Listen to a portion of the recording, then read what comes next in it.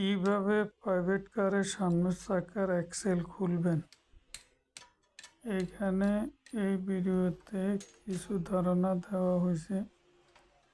যদি এই ভিডিওটি দেখেন তাহলে আপনারা প্রাইভেট কারের সামনের চাকার অ্যাক্সেল খুলতে পারবেন।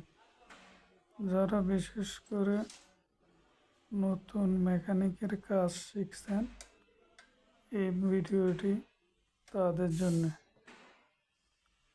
আপনারা সামনে যে হাফ এবং সকার জগারের দুটি বোল খুলে আর সামনে হাফসের সামনে যে এক্সেলের সামনের নাটটা খুলে বা হাফস আলাদা করে পরে গিয়ার বক্স থেকে একটা স্ক্রু ড্রাইভার দিয়ে ওইখানে আস্তে আস্তে হাত ধরে দিয়ে আঘাত করে করলে পরে সামনের দিকে স্ক্রু ড্রাইভারকে ধাক্কা দিলে অ্যাক্সেলটা বাইর হয়ে যাবে।